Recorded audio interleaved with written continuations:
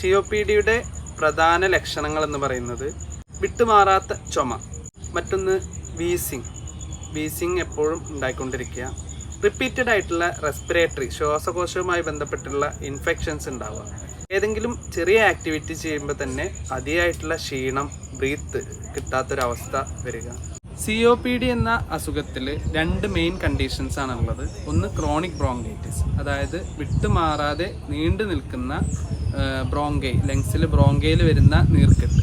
മറ്റൊന്ന് എംഫിസിമ എന്ന് പറയും, അതായത് നമ്മൾ ശ്വസിക്കുമ്പോൾ ലങ്സിലുള്ള ചെറിയ എയർ പോക്കറ്റ്സിൽ വിട്ടുമാറാതെ നിൽക്കുന്ന നീർക്കെട്ട്.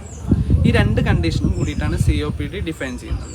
COPD തുടക്കത്തിൽ തന്നെ ഡയഗ്നോസ് ചെയ്ത് വേണ്ട രീതിയിൽ മാനേജ് ചെയ്തില്ലെങ്കിൽ അത് കാലക്രമേണ വേഴ്സൺ ചെയ്തിട്ട് മറ്റു പല ആരോഗ്യ പ്രശ്നങ്ങളിലും, അതായത് റെസ്പിറേറ്ററി ഫെയിലിയർ പോലെയുള്ള അവസ്ഥ, മറ്റ് ഓർഗൻസിനെ ബാധിച്ചിട്ടുള്ള അവസ്ഥ, ഇതുപോലെയുള്ള അവസ്ഥകളിലേക്ക് നയിക്കും. COPD ഉണ്ടാവാനുള്ള പ്രധാന കാരണം, അതായത് 90% കാരണം എന്ന് പറയുന്നത് ക്രോണിക് സ്മോക്കിംഗ് ആണ്. അതായത് സ്മോക്ക് ചെയ്യുമ്പോൾ നമ്മുടെ ക്രോണിക് ബ്രോങ്കൈറ്റിസ് എന്ന് പറയുന്ന അവസ്ഥ ഉണ്ടാവുകയും എംഫിസിമ പോലെയുള്ള കണ്ടീഷൻസ് ഉണ്ടാവുകയും അത് പിന്നീട് ശ്വാസകോശം ചുരുങ്ങിപ്പോകുന്ന അവസ്ഥ COPD എന്ന അവസ്ഥയിലേക്ക് നയിക്കും. മറ്റ് കാരണങ്ങളെന്ന് പറയുന്നത് long exposure to dust chemicals ആണ്. അതായത് നിത്യമായിട്ടും ഡസ്റ്റ് പൊടിപടലങ്ങളിലൂടെ എക്സ്പോഷർ വരിക, അതുപോലെ തന്നെ കെമിക്കൽസുമായിട്ടുള്ള എക്സ്പോഷർ വരിക, ഇതൊക്കെ COPDയിലേക്ക് നയിക്കും.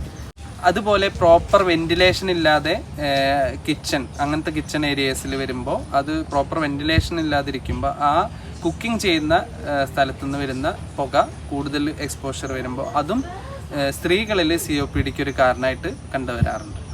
COPD മാനേജ്മെൻറ്റ് എന്ന് പറയുന്നത് ഒന്നാമതായിട്ട് ചെയ്യേണ്ടത് സ്മോക്കിംഗ് ക്വിറ്റ് ചെയ്യുക.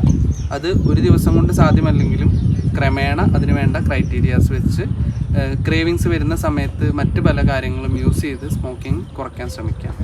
അതുപോലെ തന്നെ ഡസ്റ്റ് കെമിക്കൽസ് ആയിട്ടുള്ള എക്സ്പോഷർ ഉള്ളവരാണെങ്കിൽ അതിനുള്ള എക്സ്പോഷർ കുറയ്ക്കാൻ ശ്രമിക്കുക.